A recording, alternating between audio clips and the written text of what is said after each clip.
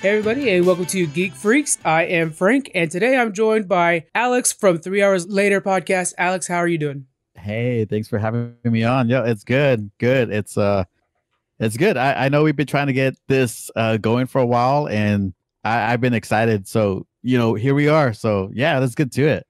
Yeah. Keep moving around schedules, but here we are. I'm excited finally for this to happen. So, today what we're going to be doing is we're going to be going over the big Xbox Inside that they did in the UK, some of the announcements they had over there, and then we're going to go over one of the classic nerd activities: who would win in a fight. You put two geeks in a room, and eventually this conversation will come up, and so that's what's going to happen right now. All right, so let's get into our Xbox coverage. This was, again, kind of a downplayed event. As much as we were just talking about this beforehand, they should have advertised this all over Twitter and Facebook and stuff like that. Instead, they really focused on advertising it on the Xbox themselves. But we have a few things. First thing I want to make sure to talk about is Rare announced a new IP called Everwind. Did you see the trailer for that? No, I haven't. I need to catch up on all this Xbox news. I'm such a huge Xbox fan. I mean, I've had Xbox since it first came out with Halo and Perfect Dark and all of that, and I kind of fell a little bit behind some other games, kind of keeping me occupied. I mean, with Gamer Pass, I'm not sure if you have Game Pass with the definitely do. Xbox. The Outer Worlds, that's such a good game. So I've been so good, man. I think I'm like, I don't know, 30 out, like 30. Yeah, 30 hours in. Oh, wow, you passed me up. I'm at level 30 right now. I'm going in the last mission, and it's just such a beautiful, well done game. The music to just the storylines to you actually what you pick matters. And oh man, I'm not gonna ruin anything, but I just want, like, this would be my pick for Game of the Year, like hands down. One thing I find interesting about Outer Worlds, there was so much buzz leading up to it, and then since it came out, I haven't heard hardly anything about it. But there's got to be people hooked out there. Yeah, it's just a surprise game because you wouldn't really go out and get it with all the other games like Borderlands, Gears of War. Those are like the big name title games that if you didn't have Game Pass, I would never have bought this game otherwise. True, yeah. Here it is, like just kind of in the middle of Game Pass, like, oh yeah, it's out. Yeah. And so we started playing. Mike, the other co-host from 3 Hours Later, is mentioned it. Is like, hey, go check it out. You'll like it. It's from the people who made a Fallout. Like, yeah, not 76, right? So no, the good stuff. No, yeah. And so I started playing, and I haven't put the controller down. So I missed like all this was it XO19, X019? Yeah, XO19, yeah. Yes, I completely missed all that. I've been work, school, and then the Outer Worlds whenever I can. I mean, that's a good cause right there, to be honest with you. At least it's a good game. And that's with the Xbox Game Pass.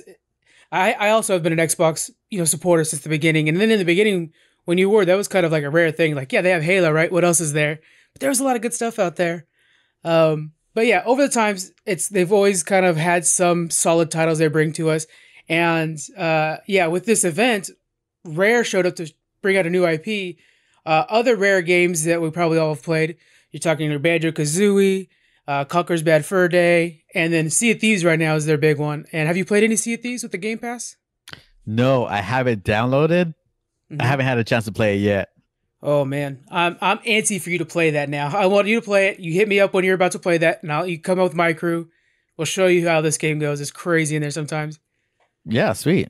Yeah, and it's one of those games where, so we'll talk about that Sea of Thieves announcement too, because they had a bit of an announcement. But it's one of those games where it's open ocean, and like you can basically set up your own adventure. You could go for some PvP if you want to. You could even raise the PvP flag on your ship, so other people can see you on the map, so you're just asking to be hit. And yeah, it leaves it open for you. The big thing that was announced today is we have a new patch coming out. It's called the Seabound Soul, which of course sounds cool. And it's this whole thing where you're hunting down like these lost captains. Captain Pendragon is his name, and he's like a ghost and whatnot. And everybody got excited because we're getting flaming cannonballs now, so you can actually shoot flaming cannonballs at other ships and catch them on fire. Yeah, I love that. Well, my favorite type of game is the open world games. Like I could, like, Borderlands was cool. That's what I like. the Outer Worlds. Skyrim is one of my all-time favorite games. Oh, So yeah. anyway, where I just don't have the like Call of Duty, like I could mess with that campaign, and I love the online, but after a while, like some of the bugs, like being knifed to death instead of being blasted with a shotgun, the knife wins. So like Right. I just rather just play offline and just do my own thing. So this definitely sounds like a game like up my alley.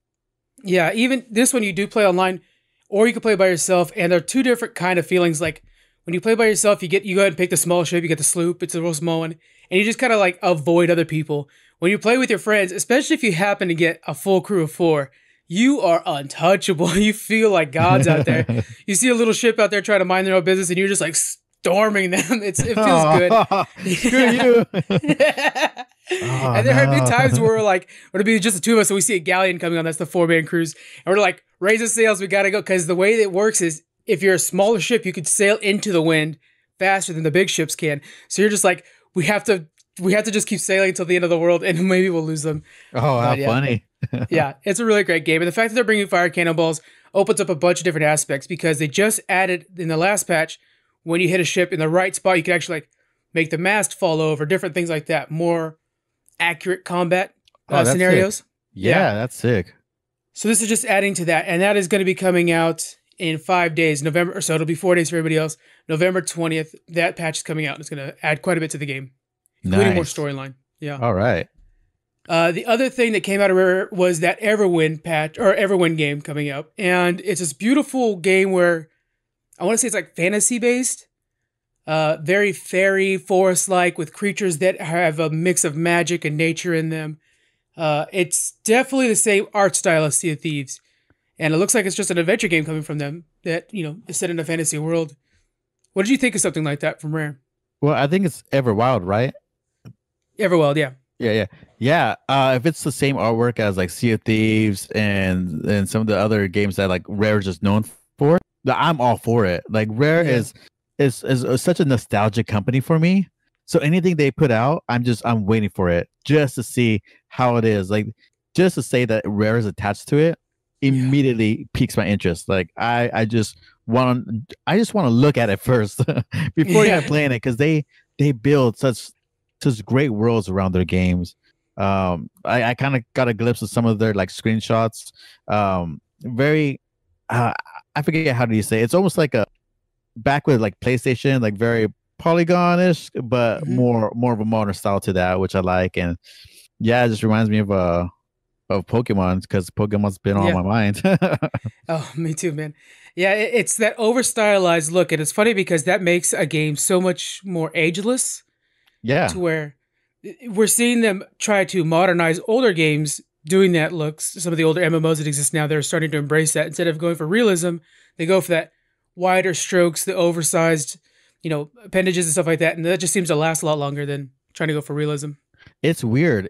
Some of the too realistic games it's almost off-putting sometimes. Where like, I'd rather just play a game. I don't need to see like the follicles on somebody's face or like the beard moving. Like just give me a game. Like I always get into these arguments with friends and coworkers about the game. Like, oh, the graphics are so good. Look, I played Mario for hours. Yeah. I didn't play because of the graphics. Like, just give me a good, fun game that entertains me and gets me into another world for enjoyment. I'm a person that doesn't really care much about the graphics as I do the gameplay, the characters, and just overall, like, what did I get from that game?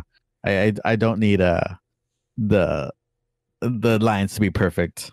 Yeah. A good example of that is the early Pokemon. Even when Pokemon first came out, compared to the games graphically, it doesn't look great because it's a top-down, stuff like that. But then you look at how many hours did you put into Pokemon compared to some of those, like, maybe Batman side-scrollers or whatever that you could beat in 6 hours. I mean, the money was in Pokemon. Yeah, the kids having it good today because I had to play just like the memes. Like every time we would drive and there's a street light, I had to get my Game Boy just right so I could see what's going on. Because you could only go from like a light tint to a darker tint. There was no light behind that. That thing was, for sure. And then they had that bulky like light attachment you can get, and it's like, yes, sweet. Yeah. You gotta bend it just right just to get it. And you're carrying this like 5-pound Game Boy around. And a pile of batteries because every 4 hours you got to put some new batteries in that bad boy. Yeah, man. Kids Mom, got it Dad, good. stop. Yeah. Like this Nintendo Switch, that's like hours. I'm so surprised because my co-host Mike let me borrow his Switch just to play the new Pokemon, Yeah. and I was just overall surprised of just the battery life and how even the controls feel. Just I don't know, they've come a long way. My 3-year-old Yeah. daughter's doesn't know how good she has it yet. Yeah, it's crazy when you think like this is mobile and I could just set it down and it becomes regular console. And Yeah. this is what the kid version of me was waiting for. So here it is, you know. It's pretty great. I was telling my wife that too. It's just real fast. Like your birthday's coming up, right? Tomorrow? Yeah, Yeah. both on Sunday. 17th. Yeah. So me and you both have the same birthday. So happy early birthday. Same. Yeah. And I was telling my wife, I was like, you know what's funny? I'm turning 32 this Sunday. And if I would have told my older, like younger self, like, hey, when you're turning 32, you're gonna be watching Disney classics and playing Pokemon on your birthday. Like, right? like this, I don't know how I'm supposed to act as a 32-year-old with a mortgage and a wife and a kid, but I'm still living these classics and playing some Pokemon. So I have good, you know. For me, it's 34, and it's like, okay, the week of your birthday, there's gonna be a thing called Disney Plus and Pokemon Shield that you're gonna be so stoked for, and you're gonna go on a radio show and talk to your friends about video games. Living the dream. We are living the dream. We want it in our childhood. We're living it now. Oh, that's good stuff. Next up, we're getting Halo Reach is coming to the Master Chief Collection finally on December 3rd. And you could play Halo Reach on the PC now. So for those of you guys that don't already own this, first off, Game Pass comes with it. But outside of that, you could buy it for $40 or you could get Halo Reach individually for $10.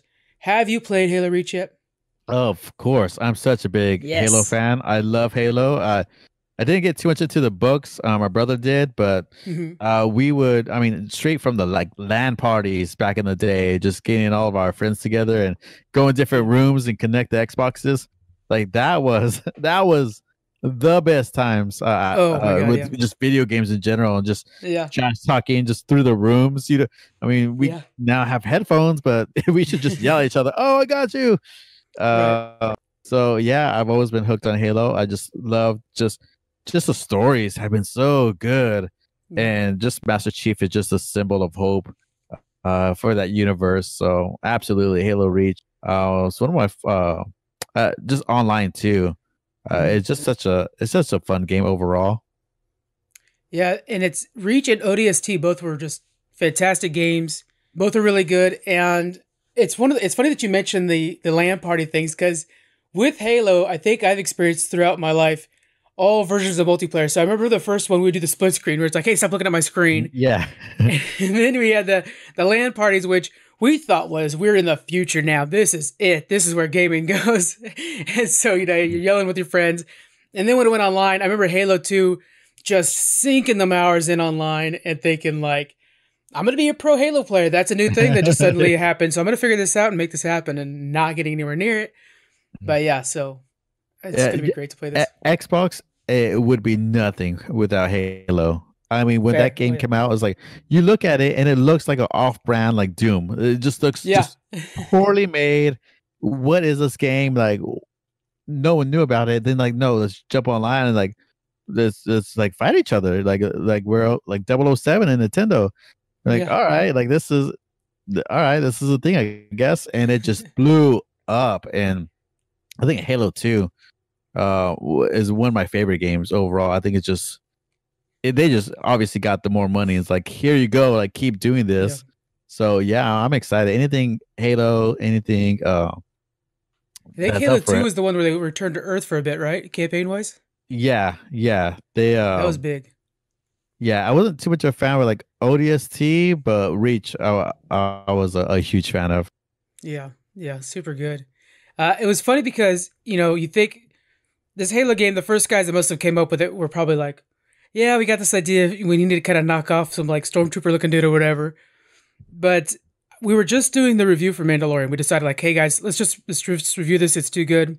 And in that review, I kept thinking like, man, you know who Mandalorian reminds me of is Master Chief. And it's just kind of funny that now I wouldn't be surprised if they did take some focus out of that. Like we're having the ability to, I think Master Chief was derived from a lot of things we've had in science fiction up to that point. And then now Master Chief is just such a big staple of pulp fiction or of our current, lifestyles that I'm sure future things will be developed off of him. Does that make sense? Oh yeah. Yeah. I mean, you take Master Chief and that's kind of a funny comparison too with Mandalorian, but I think, obviously people when they write a book or they create video games, they personify different characters that influence them. Master Chief is just another superhero in my opinion. With just he could do it all once. Like, and there's been times in the games too where the people around them are just like, oh no, we're not gonna make it. Then they see Master Chief, like, yes, Master Chief is here. So Love you get parts. that sense of like, we're gonna be okay. He's here. Like, I forget which movie it is, and it's not even a superhero movie, but I don't think it's even a good movie. But they're outnumbered, and there's like, we only have so many knights, and the guy looks around that could knight people and is like, hey, like everyone, like kneel down, and they're like, what are you doing? It's like, and he does, like, he knights them all, and it's like, you think just because now they're knights they're gonna fight better? And it's like, yes, and like, you guys are all knights, and like they're like, yeah. So it's just sometimes a symbol, or Superman has his S. Master Chief is just that symbol for that universe. Those are the best moments of the games too, when he shows up and you could feel that you are what's turning the tide in the game.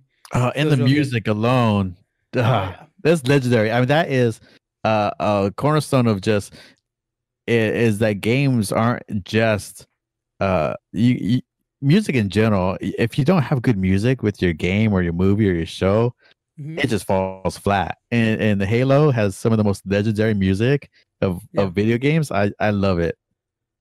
Yeah, when that guitar comes in, it right away gets you psyched. Yeah. Yeah. All right. So next up, we'll just talk about two more things that I think are kind of important here. We got a deeper dive into Minecraft Dungeons. This is a dungeon crawler that's set in the Minecraft world with everything being cubed. But we saw now that a lot of the normal mobs have been modified to make more sense for a dungeon aspect world. So, for example, your normal creepers would blow up. Now we have creepers that are like purple and maybe like emit a toxic gas when they're near you, stuff like that. So it's a bunch of modifiers in the game. And each person will be playing a different class. We'll have something like a ranger, mage, warrior, so forth. Have you looked into Minecraft Dungeons yet? Have you played much dungeon crawlers? No, it's kind of cool that Minecraft Dungeons are going this direction. I didn't get into Minecraft too much. But for a game to have classes, like, I'm such a sucker. Like I said, Skyrim is one of my favorite games. I remember playing Gauntlet and having like a warrior, wizard, like type, like any of those. I'm always kind of like, I'm a sucker for. Like, I want to play it. So me being like not a Minecraft fan, this makes me want to just try it just because of that aspect. Yeah, I've got one friend who's never played Minecraft before. And the rest of us on the podcast, like, we're all super Minecraft players. And we have one that has never played it before. And this is going to be his first Minecraft. And we're like, dude, you're killing us. Go play standard Minecraft first so you understand all the, like, Easter eggs at least. But yeah, he's just going to go in and be like, yeah, look, this sword's blue. And we're like, no, it's diamond. It's one of those things. Yeah, it's kind of funny because my niece, she's 9 and she absolutely loves Minecraft, and I feel like such like a dinosaur. Like, what video game is this, young kid? And it kind of trips me out. I'm sure I'll get it once I play it. I definitely would like to play before getting into dungeons, but it just seems like a whole new world. I love open world. I'm kind of surprised I never went and played Minecraft. But I think I'm going to have to change that here soon. Again, same thing with Sea of Thieves. Come on over. We have our own server. You're welcome on to it. Oh, no way. Cause sick. My nephew, when he was younger, he started getting into Minecraft. I'm like, let me show you what Minecraft is. Because, again, we were already playing it at the time. And then as we're going, he, like, outgrew Minecraft. And I'm still like, Minecraft's great. Remember the Minecraft? He's like, it's all about Fortnite now. And I'm like, oh, I hate Fortnite so much. Like I can't even talk to you anymore. I I'm not a fan of Fortnite, but I respect what they did with the changes they did, making it an event. They're like, hey, Yes, we're gonna yeah. do some events. We're gonna update the game, but instead of just being disconnected for 4 games, we're we're gonna have such an event where you're gonna stare at a circle and you're Yeah, gonna love it. And it just went wild. I it was just so epic. Yeah, they're smart. They are a smart company for doing that, and I respect the hell out of them for that. for sure. Yeah, when they did that, that did blow up the internet. Really, everybody was going crazy for it. And I have to respect their game. Like they're definitely doing everything right. The season passes, they are changing how gaming works right now. And so the main thing I hate about it is it's just I can tell I can never get good at it because you have to build and shoot at the same time. It's like, look, I can build or I can shoot. But when I watch these guys like do the actual sporting and streamers of this, they're doing everything simultaneously, and I'm just like, no, I want to make my building look cool. I don't want to sit there and just throw a ramp in front of me or whatever. I don't know. It's Yeah, amazing. yeah, I'm with you on that. And then the last bit is Minecraft Earth. They were talking about how the early access is up for everybody now. Earth is the app that you can put on your phone. It's augmented reality. It's geo, so you got to think kind of like a Pokemon Go thing. You go around, you collect blocks, and then through the augmented reality, you could build, Minecraft castles or whatever you want on your kitchen table, in your front yard, wherever you want to go. Have you seen this app at all? Have you heard anything about it? Yeah, it's kind of funny because I've heard about it for like I want to see it's been like years since Yeah. I heard it, but it's been in development, and it's kind of surprising that's like okay, here it is because I was like, wasn't this out like years ago? I'm pretty sure I heard about Right. it when they were like the Connect was the thing. Yeah.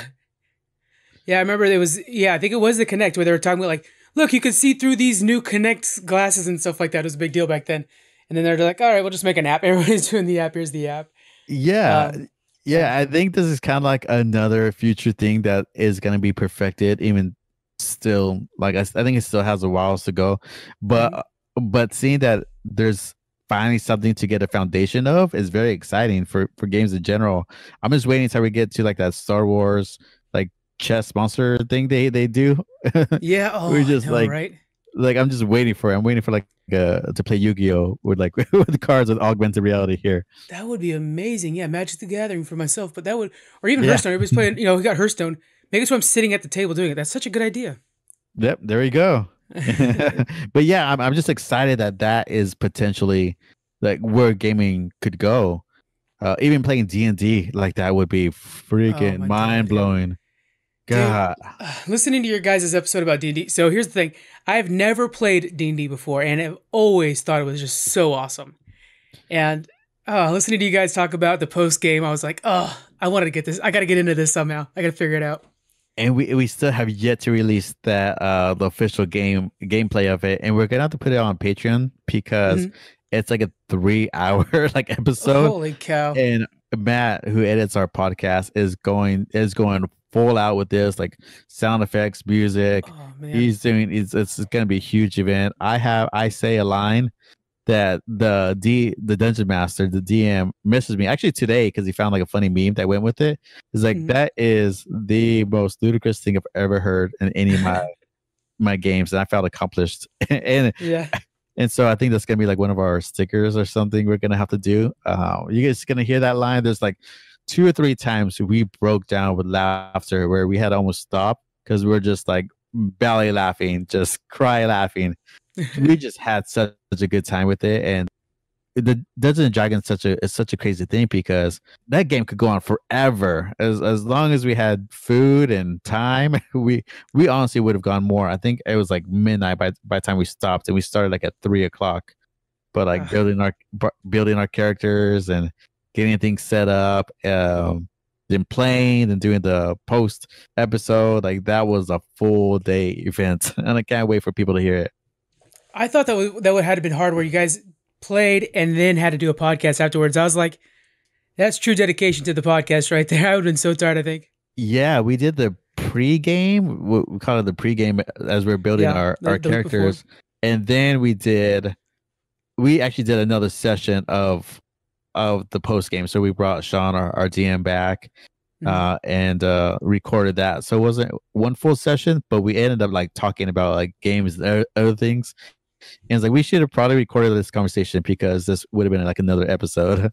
But but yeah, it was definitely dedication, just everywhere, just everything had what goes into it. It's just amazing. It's such a fun game. It's such almost a pure game of just your imagination. So I can't wait for people to hear it.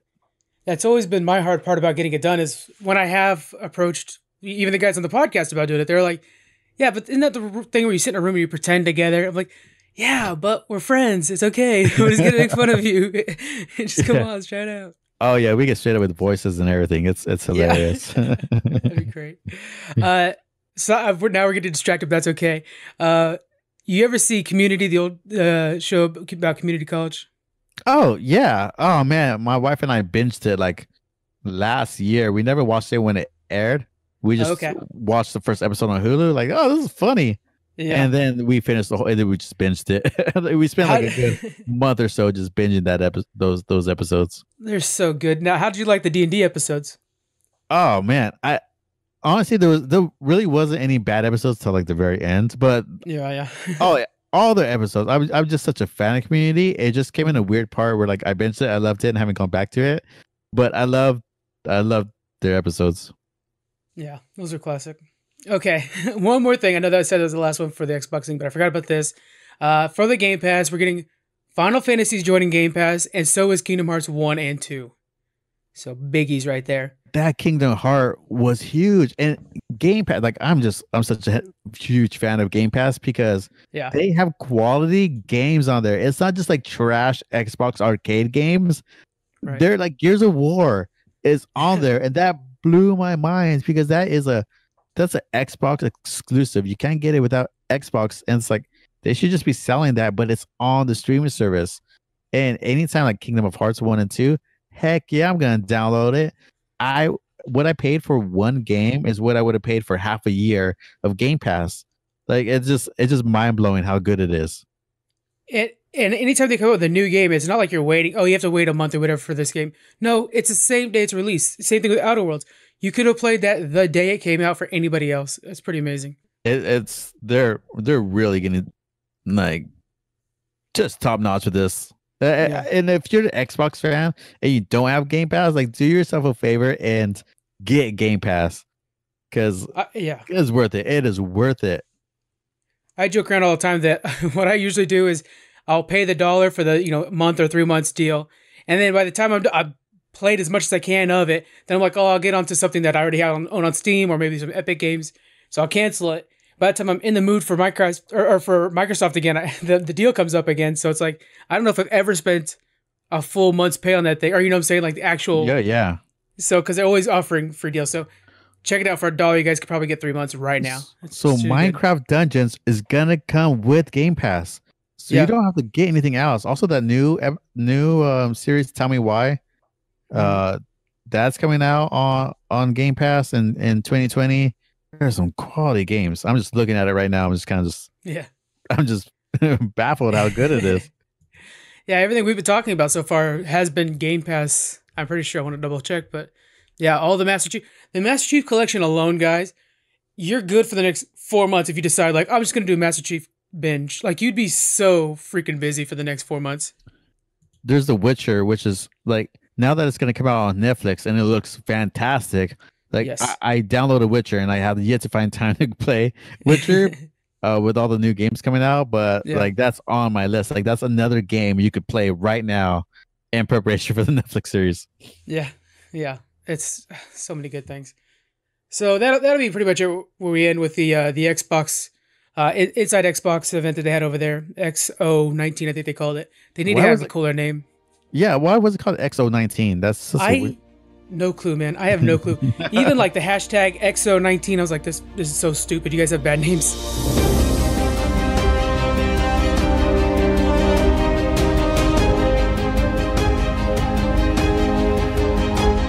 All right, so next up we're going to do our Who Would Win in a Fight. We're going to base this one off of a BuzzFeed article they did. I'll post that in the descriptions.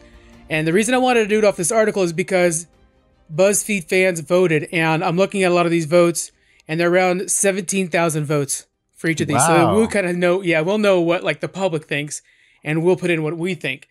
So we'll just kind of go one after another on these, and you'll go first, and then I'll go first. We'll go back and forth. Okay.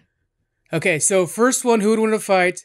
Captain America versus Daredevil. Go for it. Oh man, that's a tough one. I want to say Daredevil, but I'm such a Captain America fan. Yeah. The only thing I would say that Daredevil would win is just because of his echolocation. Like the shield is not going to touch him, and I think Right. martial arts wise, he's better than Captain America. Yeah, and for me, so for the first three of these, I know the results, but that's just because I was interested. But anyways, for the first one here, I would say that every time Captain America throws the shield, it's going to make an echo, which only enhances Daredevil's abilities.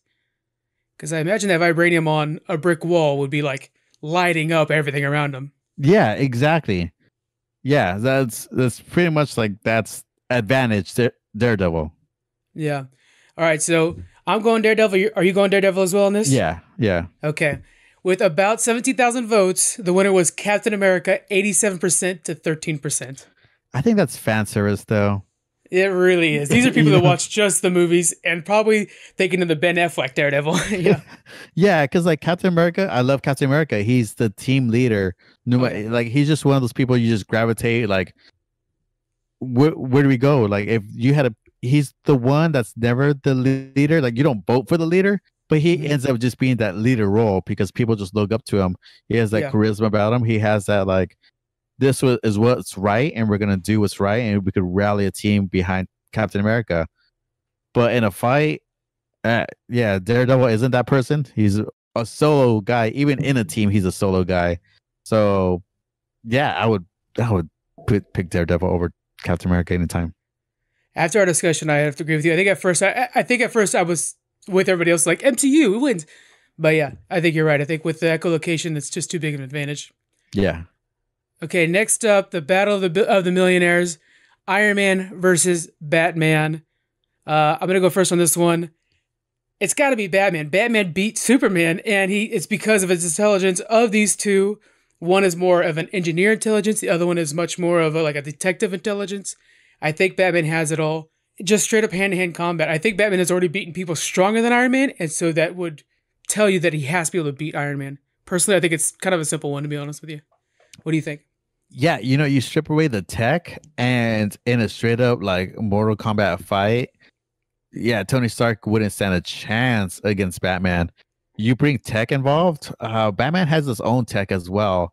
He's not as creative as Tony Stark. He doesn't have like he's as far as like equipment.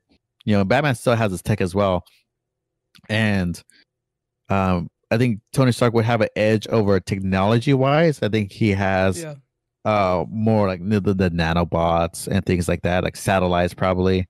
But I still think Batman is smarter he's smarter to overcome any of those challenges. So you build a smarter wheel, and he knows how to overcome it. So intelligence wise, hand-to-hand combat wise, even just equipment, technology. I think the edge is always going to be Batman. It's hard not to go against like Bruce Wayne. All right, yeah. All right, so we're both rolling Batman on this one. The fans voted. 62% voted for Iron Man. This had to be right after like Endgame or something. Let me check the date, because that could be exactly what it is. 2017, so probably Infinity War. Yeah. Okay, yeah. And the Justice League movies and DC shows haven't really been the greatest. So yeah, you're gonna get some fan service. The movies for sure. I'll defend the shows knowing that they're terrible, but I still defend the shows because somebody has to. Wait, are you talking about like the Netflix series? No. Those, yeah. I always defend the Arrowverse that everybody seems to hate. Oh, I love the Arrowverse. Oh my God, you're the other person. Yes. That's great. So my wife and I love Stephen Amell. I think that's more of it. Like I think we talked about it on my podcast too. Like Arrow isn't the Green Arrow in the comics. He's a little different, which is fine. Yeah. You have to go with that mindset. But Stephen Amell as an actor and as a person is fantastic. I will whatever he does in the future, I will always back and always have my attention just because he's that type of person. But I do like that CW like took a chance on these shows that people were like been for so long.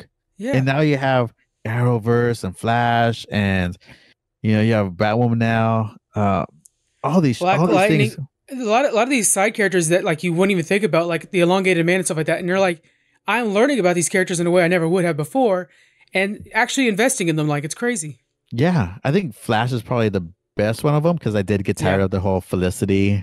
I mean, I don't. Yeah, Her character was like, I was back and forth. Like, oh, I want you, and then it's like, no, don't be near me. It was like, well, what? Make up your mind the whole time. Right. So, I did kind of lose touch with Legends because I just like, I don't know, it was like the B list, came together and made a team. Yeah.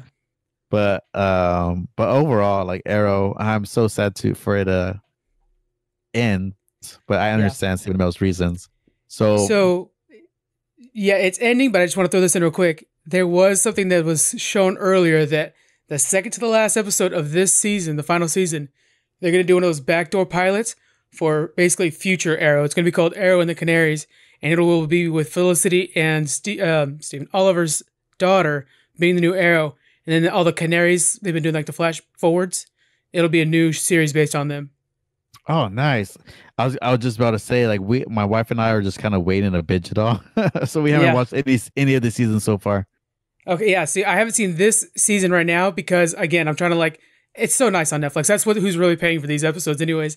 Netflix, you just keep going on them. It's great. Last bit on this. Have you seen Black Lightning yet? Yeah.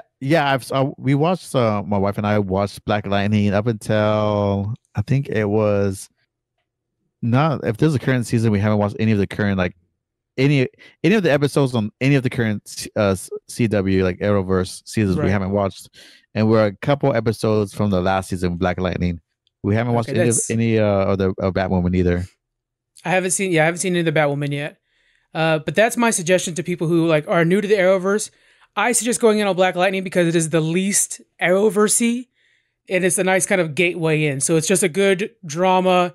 And then as the shows go on and the girls get superpowers, spoilers right there, but nevertheless, then it starts to get a little more Arrowverse-y. So I think if you guys are interested in trying out Arrowverse, I would say start with Black Lightning. What do you think about that? Yes and no, to be honest. Because it's not like Arrowverse-y, you're gonna have to get like it almost becomes its own different like universe. Like because you have Supergirl, who's I think a little bit too over the top PG. Yeah, she is. Oh my god, yeah. Yeah, so the in between, like I would say, start off with the Flash because I think the Flash has been the most consistent. Flash is great. The villains have kind of duplicate a little bit, like it's just another speedster. But I think that what they do is it's just so fascinating because they build off these characters, and it's never been like get over the love drama. Like they do such a well balanced job, and I can't think of his name right now. Grant Gustin or something like that. Gustin, yeah, he's a really good Flash. I think he's better than the movie Flash. I totally agree. There was a big push for him to be the movie Flash, and I think that would have been perfect for us. I think that would have been great. Yeah, I get he's not too much of a jokester, which a lot of the animated Flash is. Yeah, he's a jokester, and you don't get that with any of the CW, the Arrowverse. They're like even Green Arrow is supposed to be kind of like a cocky son of a gun, that's just jokes, and you just don't get that. So you don't get the comic book style. You get more of like if he was real, like in the real life scenario, he wouldn't be joking all the time. He'd be like under stress every single moment of his life. So I would say go with the Flash. If you're barely getting into it, I would say Flash. Flash is great, especially that first season with the Eobard Thawne stuff. Fantastic. And then the thing that I've always compared them to, like back when they didn't have money and the ability to do much, they made Green Arrow into Batman, and they made Flash's show into what you would expect out of a Superman show. So I think that kind of tone follows them through. Like, yeah, you're saying like Green Arrow is normally pretty cocky, a little bit, Iron Man-esque or Tony Stark-esque in that sense. But they make the show like you would imagine how they could make a Batman show at the time, where it's just like gloom, doom, a lot of rain, stuff like that. Yeah, he was a lot like Batman. and I think that was a comparison to like the first two seasons because Yeah. he was ruthless in those first two seasons, especially the first season. Yeah, just crossing names off. Yeah. Yeah. All right. Okay, let's go into number 3. Who would win out of this one? Goku versus Superman. Now, I have not seen any of the results going from here on out.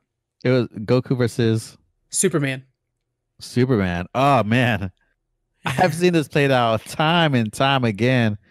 I think Goku is just too overpowered. I think a lot of the anime shows are just OP. You know, it's eventually he's gonna like do a spirit bomb on Superman and just like block out the sun. It makes even Superman even weaker. I think the I just know I just have a feeling that Superman is just gonna win just because it's Superman. But I think Goku ends up being stronger and stronger. Superman doesn't. He just overpowered in the DC universe to begin with. I would go with Goku. Yeah, I think I have to agree with you on this one. I don't want to always have to agree on them, but you're just right. Because with anime, especially with something like Goku and Dragon Ball, they'll just get stronger if the problem gets in their way. It's not like they're going to just not win. So they'll just get stronger. When Superman clearly has a cap, he has a defined weakness. There's just, yeah, you're right with the whole blocking out the sun thing. And it's within Goku's imaginary powers that, yeah, he'll eventually block out the sun. So I like that idea. Let's see who won it. Oh, wow. Yeah, you're right. Superman was 66%. Yeah. So basic. I know. Damn it. I could predict these answers just by who's more popular. Yeah. 12,000 votes for Superman. Oh, geez. All right. Moving up next, we're talking about who's got the healing factor. Deadpool over Wolverine. Which one do you think? I'll go first on this one. I think Deadpool's healing factor is actually stronger than Wolverine personally, but Wolverine's just too awesome. I mean, every version of Wolverine's amazing. I like how he's older, so he actually is from the 1800s, so he's actually been in more actual wars. So I like to think that maybe he's maybe smarter when it comes down to fighting. It's a real tough balance because these two are just, you're talking badass versus badass, and the healing factor makes this a real mess. If it's coming down to the healing factor, though, I think it would be Deadpool. My vote's going to be for Wolverine. What do you think? It's kind of weird because I do get this like this comes up all the time, but it's almost like person for person. I mean, it's almost like asking Wolverine versus like X-23 or Sabretooth or I forget his son's name, Deacon or something like that. Yeah. Because they're all Weapon X. You know what I mean? It's like Spider-Man versus Spider-Man. Who's better? I think if you go down to just straight battle, like you'd almost have to go mentality. I think the healing factors are very identical. Their weapons are gonna be up to par. I mean, I think Deadpool's more up to use guns and swords, rather Wolverine would just use his claws. God, that is tough though, just to say who would have the edge. I think honestly, I would have to agree. Wolverine would edge out. Without those guns and swords, Deadpool would end up losing. I think that in the end, it'll just be a tie, but Wolverine has that berserker rage. He has more experience. And when he wants to be, he could be smart and outwit somebody just by like the sense of smell, try to get someone down. He could get the jump on them way better than Deadpool. Deadpool just didn't go guns blazing straight ahead. So I think the edge on a lot of things would be Wolverine. Yeah, I think you're right. And then the adamantium, I don't think either of us mentioned how much his bones are covered in adamantium, which might mess with Deadpool's strategies too. Yeah, you shoot him. It's not going to do anything. Yeah. All right, let's see who won it. Deadpool with 54%. So that's actually a really close one, though. That's one of the closest ones we've come about. And I think the only thing really Deadpool has is just that he's unpredictable. You're not going to, like, Wolverine probably could get the jump on him. Deadpool will think of something. He'll just he could cut off his own arm to get away. So yeah, that one will be close no matter what. All right, let's move on to the next one. I'm excited for this one because I like both of these characters a lot. So we have Jake the dog from Adventure Time or Pikachu from Pokemon. Are you familiar with Jake the dog? Jake the dog from Adventure Time? No, what's his abilities? He is able to fully shapeshift his body, so he'll stay his color, which is yellow. But he's able to fully shapeshift and is pretty independent. You know, like he could take a beating without getting hurt. And then you probably know Pikachu. So Yeah, it's kind of a tough one. So think of like a Mr. Fantastic versus Pikachu, essentially. I'm gonna go with my OG. My first Pokemon game was Yellow, so I never got a Classic. Charmander, Squirtle, or a Bulbasaur. I went with Pikachu. Hmm. So I'm gonna go with my day one homie Pikachu. I think he has a different attacks. He has quick attack. He has Thunderbolts. I've never seen Pikachu really be scared in the tournament or anything that Ash has thrown at him. It's like, hey, go beat up that big Charizard and go bring up Onyx. You're a freaking electric type. You shouldn't fight in a rock type. Go beat him up, and he does. Yeah. What Yeah. what kind of OG status is that? Like Pikachu all the way. That is a good choice, and it keeps reminding me of the old Pokemon episode where they went for the Lightning Gym. I don't know if you remember this one, or if you watched the old show, but Ash was tempted to evolve him into a Raichu, and then he's like, "No, I got to do this for all Pikachu's." And it was, my 12-year-old self was crying. Yeah, that was against that Onyx. He couldn't beat him because it was. Okay. Yeah. Oh no, that was against Brock. Sorry, what was that? Lieutenant? I forget that guy's name. I just remember a very militarized looking guy. Yeah. Against that guy's Raichu, and that guy's Raichu was pretty strong, but Pikachu still pulled it out. All right, I'm gonna go Jake the dog on this one. So again, I'll lean into his like Mr. Fantastic stuff. He has the ability to stretch and stuff like that. So I think if he envelops Pikachu, he's gonna get electrocuted. Yeah, so I think he could outrange Pikachu. I think he could overwhelm Pikachu. One thing I've seen both of these characters get tired. This is another close one, but maybe you're right with the fact that just Pikachu could do electricity, and that wins. Unless he's made out of rubber, I still get Pikachu. Yeah, he's not made out of rubber, but I have seen him like stretch to the bounds of being so massive that I wonder if he could disperse electricity enough to where it wouldn't hurt him much. So I'm gonna go Jake the dog because I think his ability to stretch into like a massive creature, he could basically stretch into a giant. I think that would be too much for Pikachu. So what's his offense? Just to be a giant like fist and smash Pikachu? He would literally just smash things. Yeah. Yeah, that's tough. All right, votes are in, and Pikachu wins 79%. Oof. Oh man, I think that's also fan service though. I think Adventure Time fans. I mean, that's kind of like a niche fan base. I feel like. And Pokemon's very wide. It's such a wide fan base. Yeah. All right. Next up, we have Marvel versus DC. We got Quicksilver versus Flash. I think I'm going first on this one. And to me, it's an easy one because Flash does time traveling. I mean, he's able to run past time, and it's freaking awesome. He has a Speed Force on his side. The world that Flash is in with so many other speedsters and how they interact with each other, and you have, his villains, they're just other species, so he's always having to get faster. He has Wally West as a sidekick, which eventually will become faster than him. Everything about Flash says he will be the fastest one, and if for some reason he's not, he'll just run back in time and take care of the problem back then. Flashpoint's like one of my favorite comic book storylines. I got to go with Flash on this one. What do you think? I have to agree too, because Quicksilver, although fast, I don't think he's as fast.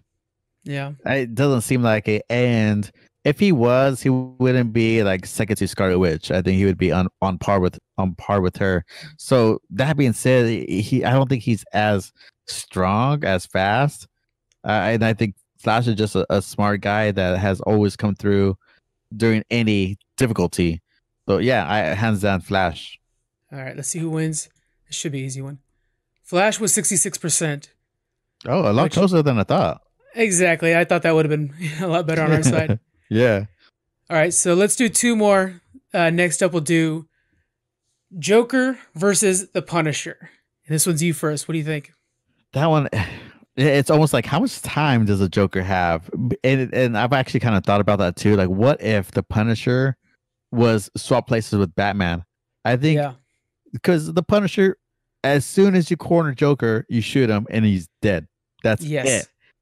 Joker would need a lot of time. I think he's gonna have some tricks up his sleeve to get away and maybe to flower acid burn Punisher, but I think that's just gonna piss off the Punisher even more. I think one bullet, Punisher takes out Joker. I think if that was that universe, you would get like one or two comics out of that. Yeah. It's a tough one because I think Joker might be one of the best villains ever in anything. And to think that, yeah, this guy with guns might be able to beat him, but so I'm having a hard time deciding whether or not the reason that Joker is always caught by Batman is because Batman is just that good of a detective.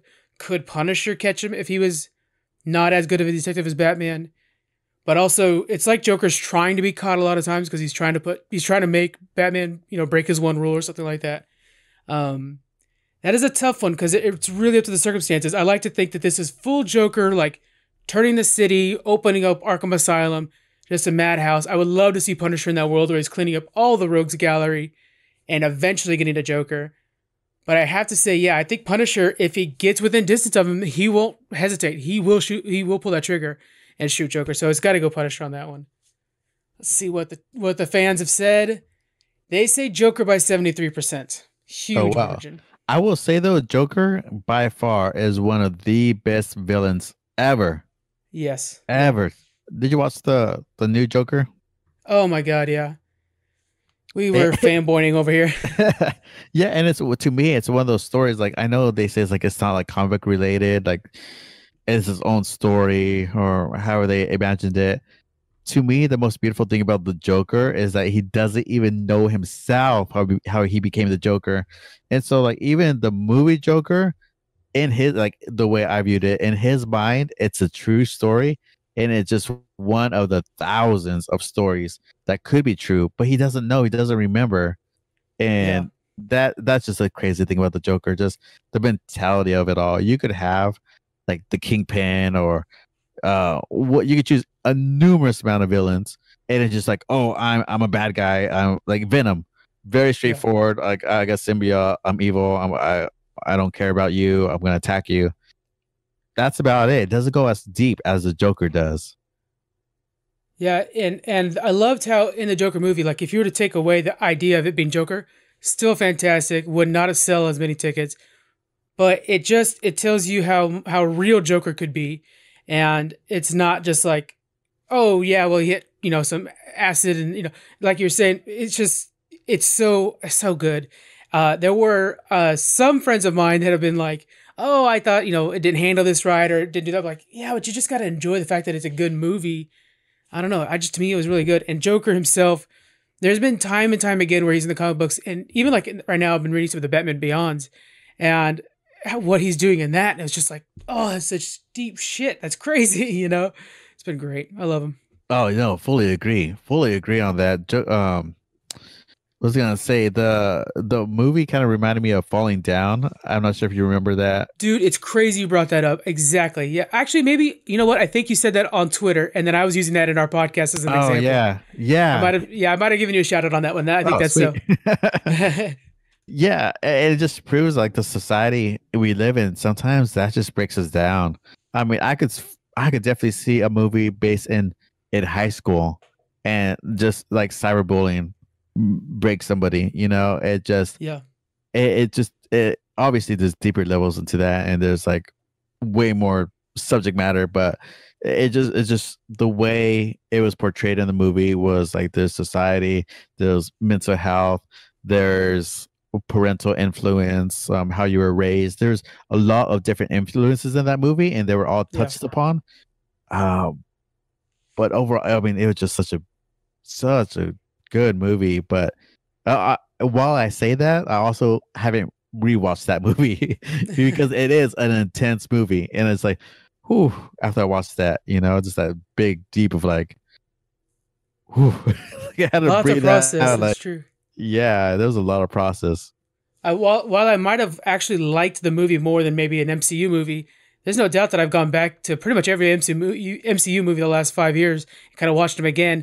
That movie, when I watch it again, it's like, okay, I need to come in kind of clear-minded. It's almost like a case study or something like that. It's so unique. Yeah, like Ragnarok. I've watched that 100 times. Oh, so and I could watch it again right now. We actually, on our podcast, we were just like, sometimes we'll, like, if it's after work, we'll end up ordering food and eating together before we record, and we put something in the background. Usually it's what we're going to talk about, just to refresh our minds. Yeah. And for some reason we had like Ragnarok on, and we just watched a good half hour, like, oh, we probably should get back to like what we're here to do and record. But that movie just sucks you in. It's so good. Yeah, it's a lot of fun. Okay, let's get to the last one here. This is a big one. We got the villains up front. We have Darth Vader versus Voldemort. I think I will go first on this one, and Voldemort might be stronger because of the magic, but I cannot vote. Like, it's got to be Darth Vader, right? He's got the saber, he's got the dark side, freaking everything. Chokehold. I want to see him chokehold Voldemort so much now. The Vader spin, like I'm thinking of like when you're playing him in some of the old Battlefront games where you're able to throw your lightsaber and it spins. Bring that to Voldemort. See what he does. I don't think he can stop it. I got to go with Vader on this one, almost fully because he just looks more badass. I'll admit that. Not from logic. It's badassery on this one, but I'm going Vader. What vote do you got? Yeah, it's funny. It's like which villain with no nose is better, you know? Yeah. Oh my god, that's such a good point. Yeah. I would have to agree. I think Darth Vader takes it for numerous reasons. Voldemort I think would be stronger, so to like he has powerful attacks. Like he could zap you, but I think Vader is just tough. He's like fighting. He's like punching a brick wall. He's gonna keep coming at you. He's like he's half human as it is, and he has a force like nobody's business. I don't. Does he ever get the lightning? I don't think he does. I think that's no, and I think that's because he has cybernetic arms, so I don't think he can ever do lightning. Yeah. But like just a force choke alone, I think if you get close to him, just force choking Voldemort, I think that'll just do it. I mean, it's one of his weakest attacks. He just does on anybody, any day, and I think that'll take out Voldemort. Not even to mention his lightsaber skills, what he could do with the force. How it could move objects from far distance. I mean, his control over the Force is one of the best we've seen in the movies and just in the universe in general. I think given enough time, Darth Vader takes it.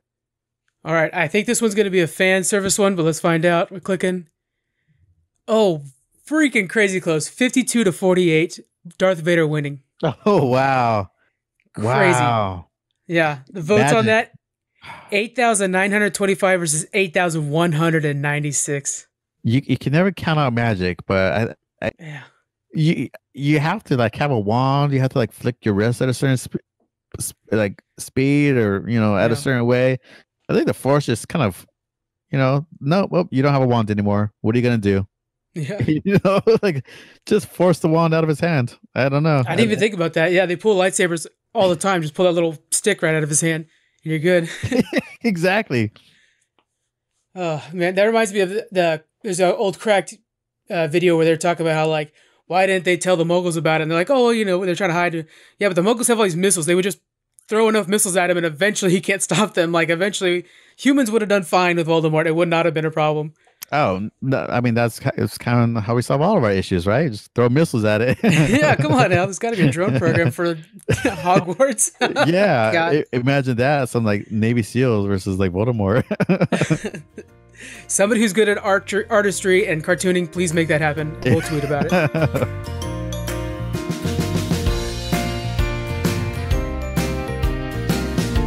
All right, so that was our last one. Thank you so much for joining me, Alex. This has been so much fun. Oh, it's been fun. It's been absolutely a blast, man. I'm so grateful of being on this podcast. It's been fun, man. Can you, I think we forgot to do it in the beginning, so I want to make sure to get it here. Can you tell us a little bit about 3 Hours Later and what you guys do over there? Oh, yeah, definitely. So I am the 1/3 host of 3 Hours Later. So I'm Alex, and my other co-hosts are Matt and Mike. 3 Hours Later, it came about when we worked in retail together a long time ago, and since then we've all had separated. We all got different jobs because retail sucks the soul out of you after a while. and so we kept in touch with Facebook and everything. And one day, Mike was actually talking about, I think it's Matt. So essentially what it came down to was like, oh, Game of Thrones gets so much attention, but you guys never talk about this show X, Y, and Z. We're like, no, I talk about like, it was like It Crowd, or like no one really watched, but it's like a niche market. And then it just kind of built off that. It's like, there's a lot of shows. We need to get together and let's do a podcast. I've done a podcast before. Matt was in a few. Mike has always wanted to to bust out his creativity and get on a podcast and do different things. So it was just perfect timing. It worked out. We're like, yeah, let's do this. A week later, we met, and thankfully, Matt had a lot of the equipment already. I had some open space, and we Mhm. recorded our first episode, and we got our name 3 hours later because we wanted each host to challenge each other because we all have different genres. So that was the whole kind of argument it was about. And so I went first. I chose Cobra Kai. Oh, And nice. the thing is, you have to watch whatever we challenge you with for at least 3 hours. So if it's a TV series, three hours, which comes to like sometimes like 6 episodes. A Mhm. movie, a comic book, which usually is like 2 volumes of three, so it comes out to 3 hours. No matter what it is, you have to at least give it 3 hours, and so that's where our name came out from. We started off in May, I think May 4th. Be with you was our Yeah, first right. time we recorded together, and yeah, it's been about 6 months, and it just blew up. We have like 2,100 followers on Twitter now. We got like That's crazy. six patrons on Patreon. We're just doing a bunch of fun stuff. We're just having such a good time, just getting together, talking about a bunch of nerdy stuff, and it's been fun. We've talked about anything from Letterkenny to Nicolas Cage movie Randy to playing D&D, reading comics. I mean, anything and everything that piques our interest. So it's been fun. It's barely been 6 months. I think just a few days ago. Um, so yeah, it's been a good time. So 3 hours later on Twitter, it's the number 3HRS_later. And Facebook and Instagram, same thing without the underscore, because someone on Twitter is a dick and Okay. doesn't want to give a number. The underscore hasn't. They haven't tweeted since like 2009. Oh God. Oh So wow. yeah, so like, come on, Twitter, like delete their account so we could use it. But yeah, so our Twitter has an underscore. But yeah, it's been good times. Been meeting so many cool people. That's Yeah, that's one thing that yeah, like the rest of my podcast, I do the editing and the social media, and it's like you guys don't understand how cool things are on Twitter right now. It's like so many amazing people we get to meet. yeah. I even created a list on Podchaser, Pod Yeah. Nation, and I have like it ends up being like two different DMs of podcasters that I just liked, and it's like, hey, you want to be part of this list? And we end up just talking, and one of Kayla from Good Luck Sleeping had her baby, and she's like, hey guys, like, here's pictures, and we congratulated her. We're like a little family in this group, and it's just so cool. And I'm also like straight up fans of theirs too. I was Yeah. just listening to like Good Luck Sleeping not too long ago. Nukes and Crannies has a super good episode about like YouTube, and like it's kind of scary for parents to be giving their kids the phone because YouTube has some weird algorithms. You get like a twinkle twinkle and one video, and it'll just like, how to like downloads like the next episode, and you'll get this Right. like World War II rabbit. Wow. And it is literally like a video I took of what my daughter, like, she was right next to me and she was watching YouTube, and it was this like sad, depressed rabbit walking through this village, and you get the little kids like, oh no, and like falls. I think it got sniped, and like these two Holy guerrilla cow. cops like escort him to his house. It's like this war torn country, and then it's like red, blue, but it's just like a depressed scene on the screen. Oh my It is just God. a trip out there for parents. So Nooks and Crannies came out with a good episode on that. Like just Mhm. meeting all these people. I mean, they're awesome people. So, and they're creating these things. I mean, podcasts alone, it's like another full time job, It and really is. it's Yeah. it's free content. We're not making anything off it. Even though our six patrons that we have is probably just covering our hosting fees and maybe like a little bit of things we could give for more merch the next month. And Right. like Yeah. we're coming up with like these Pokemon characters of ours. It looks sick. Mike did such a great job because they look like the old school Game Boy cartridges, but we Oh, each that's have cool. like our own like starter as ourselves. So Hmm. yeah, it's been fun times. That's cool. Yeah. It's funny. Our patrons, we love our patrons, and we appreciate you guys. We always say that they cover the beer money, and so we'll buy a 6-pack, whatever, when everybody's coming, or more than a 6-pack. But it's like, hey, that's what the Patreon's for. That's what we got. Hey guys, it's a Bud Light. It's a Bud Light month, guys. And hopefully next month we'll get to the Heinekens. Yeah, like for the most part, man, podcasters are in the negatives for by the time we get our equipment and pay for this and that, it's I think there's a turning point for podcasting. I don't know what it is, when it is, but I think it's going to be happening soon because there is content out there that is great and it's better than a lot of these shows out there. And honestly, I'm entertained by your guys' podcast, something way more than shows that spend millions of dollars trying to make. And it's so true. Let me ask you a question while I have you here. I find myself re-listening to so I'll have maybe a favorite series or something like that. I find myself re-listening to old episodes just while I'm driving around or something like almost as background music. Do you ever do that? It's crazy because I almost don't listen to the radio anymore. I strictly just now I'm listening to a podcast because I've almost gone. I'm just not a fan of today's music. I feel you. Yeah, and it's just the same crap. It's I don't know. I either have my music from that I have on Spotify, my go-to list of music, or I'm downloading a podcast and listening to some some paranormal episode about the Denver airport, and then I go and check it out because I had no idea that was even a thing. Right. Yeah, and even within our group, even we have a couple groups we're going on here, and even with those, there's such a big variety of this is all about retro toys or something like that, and it's like you could really just within the 50 that are listening 50, you could go endless, and sometimes you're just like, what, I'm in the mood of listening to, like you said, some crazy ghost stories or unsolved murders or something like that, or you just want to hear about the review on Rocco's Modern Life. You could do anything. It's just, I don't know, to me, nowadays I listen to music and I feel old, but I'm just like, this is just trash. This is no good. I'd rather listen to somebody talk about the Joker movie. Yeah, no, exactly. And right now there's so much content. There's too much content out there in this world. I mean, you have Disney Plus just gave me 50,000 more options that I have I don't know when I'm gonna catch up on my other shows. Check this out. Right now on Netflix, I still have Glow to finish. Orange is the New Black is another show that my wife and I watched. I need to finish that. Mindhunters didn't watch any of the new seasons. I've been dying to watch them. So good. See? And then Mandalorian came out. I'm gonna watch episode 2 probably right after we wrap up. Same here, man. And I have at least 5 shows I want to watch on every single platform there is. Hulu. I'm a big fan of My Hero Academia. There's a new episode out.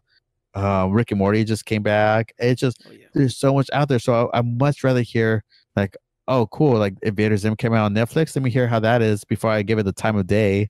Just let me hear a half hour conversation about it while I'm driving to work. Yeah, podcasts, they've been around for a long time, but I think we're starting to get to the head point where we're going to see a turn in it, like we did with YouTube as well. It's just people are getting better and better at it, and I think we're going to finally find a way to monetize it. There are sites and places, Podchaser, we keep mentioning Podchaser, but that's one of them, that are trying to find a way to make things better for us. So that'd be nice to see, and we'll keep everybody updated on that kind of stuff. But yeah, it's fascinating world. I'm glad we've joined it. It's pretty fun. So that's cool. Yeah, if anything else, this has just really opened up my eyes, and just even to Twitter. I never really used Twitter until I started being the social media person for a podcast. Yeah. And I was like, no, it's got to be Facebook or Instagram. But Facebook is almost you network with your friends and family, but Twitter is honestly almost what LinkedIn should have been. Yeah. Because I just don't like LinkedIn. Even though it's supposed to be for networking, I think Twitter is just the best overall for networking and for chatting, because I met so many different podcasters and I wouldn't have met looking at Facebook and searching podcast. Yeah. I'm terrible at Facebook and Instagram myself. I just haven't really. I don't like the user interface. I don't like the idea of like, oh, it's all based off a picture with Instagram. With Twitter, I find myself it's easy enough, not necessarily easy enough, but it's just the premise of it where you're putting out a statement, you're sharing a link, and with the list features on the side there, you can make these great groups and stuff like that, and really kind of share ideas as you're seeing amongst us. With Facebook, it feels like it's almost polluted with just so much side advertisements and garbage that it's hard to make your voice heard in that mess. Oh yeah, no, I agree. It's kind of funny because a lot of people mess up so much on like, and you don't have to include this at all, but it's just so funny how people they don't know how to. If you're gonna pin a post, at least pin your own post with links to your episodes, Hmm. or like I don't know. It's just like the little things people do that because I also run the Pod People networking. Like I just like Yeah, retweet you've been different great with indie that too. podcasts. Yeah. Yeah, that's like another full-time job. But it's like it's because I see that often, and it's like, hey, like show your like a GIF of what your next episode is about. I can Hmm. read and I'll retweet your pinned post, and I go to the pinned post, and it's like today's Tuesday, blah blah. Like it's just some like something funny, cool. But if I'm gonna take the time to look at your account, like cool, you have a good paranormal you're a paranormal podcast. I want to listen to some paranormal episodes. I finally get to your account. I find you, and I can't find where your links are at on Spotify because you have a funny quote that you have as your pin post. Yeah. Like you gotta end of the day, you gotta sell yourself. You gotta have your website. I think like that's why we started using Linktree, because that's just like a small Yes. link, and it gives you every single link possible, and that saves so much space on Twitter. There's people who don't use a picture or a video or something on their tweets. You could post like, oh cool, I have a new episode, hashtag blah blah blah blah blah. Guess what? All I see is a bunch of hashtags. That just it might as well just be like s- throw whatever like alphabet soup Yeah. on your tweet, because I'm not gonna look at it. But you gotta have a picture, you gotta have a GIF, you gotta have something that captivates what that's saying, because people's attention span are so small. And if you're Yes. just gonna put a bunch of words, they give them a book to read because you lost that chance. And there's 1,000 other tweets they can refresh and they'll see you lost that chance. That's my like That's whole yeah. rant. Dude, it's such a good point. And again, just like you were saying, I wouldn't have used Twitter before this much at all. And so I actually had to kind of up my Twitter game and really kind of learn how to. You guys you're killing it, but I actually had to like kind of get better at it. So just to what you were saying there, I started pinning our latest episode, and then I would design like a thumbnail essentially for each episode as just kind of something to stop the eyes on, just because it was like, okay, I got to make this more visually appealing. And then you use Linktree, we use iLink, but that any podcaster out there, use one of those so that you can combine Spotify, Google Play, iTunes, all those things in a one easy link, minimize how many characters you're using. It's the way to go. And the GIFs, I mean, if you're using Twitter, they give them to you for free. Get your GIFs out there, guys. It's just so that people will stop to at least look at the GIF and then look at who posted it. That's a really good way to go.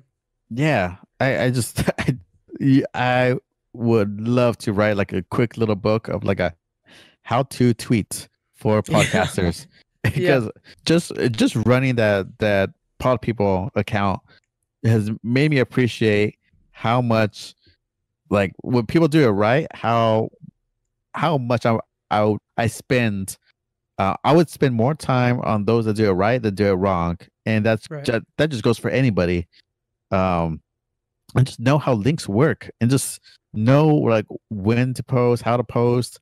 Um, yeah, it people's attention spans are so short, and to capture that, you need to do something. Like you need to do something where I could click that link and find your episode, because by the time I read it and I don't have a link, then I'm just gonna keep scrolling because you already lost but the chance to do that. Yeah.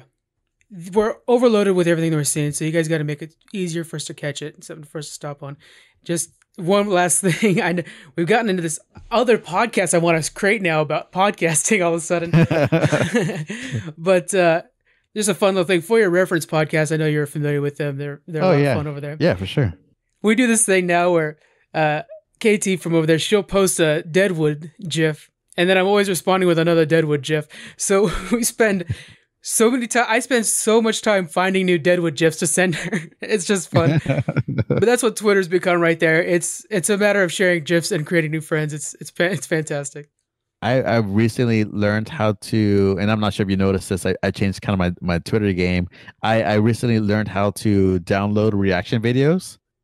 And what I'll do is I'll have a folder of reaction videos, and I just wait for like a perfect time to like relate that reaction video to that video. Like, hey guys, new episode out. This is what I think of how you guys react when a new episode is out. And it was like people getting together and laughing. And then there was that one where everybody's like running to like I remember that one, yeah. Like the one lady's drinking her margarita real fast and stuff like that. Yeah. Oh yeah, like the kid pulls out a gun. It's like yeah. And it's just funny reaction videos, and it's like cool. Like I have it on my phone. Like I just have them on the ready. When the perfect moment strikes, I'm like, oh, I got it, guys, and I'll just post it. And that's one of my best tweets. Was just it's always making fun of podcast promoters. I don't know what it is. Oh my god! Yeah. But like it was like the Family Guy, like, hey guys, yes, this guy's a phony. It's like, dear podcast promoter, I don't believe you, or something like that. And that got over like 10,000 impressions. Wait, dude, that's crazy. That was more than when I so just to test it out, I paid $50 on Twitter to see how far, like what benefits, like ads I could get on Twitter. $50. I got like 4,000 impressions, and I paid for that, and it ends in seconds because Twitter could just mass produce your tweet, get X amount of impressions. I'm like, okay, I'm done. That's it. Thank you for the $50. That's crazy. Damn it! I spent a month trying to sell my 3 hours later magnets to make that, and I made a stupid reaction video thing for podcast promoters. And I was so mad that I didn't put my link tree on there because it got retweeted like 50 times. It was liked like over 100 times.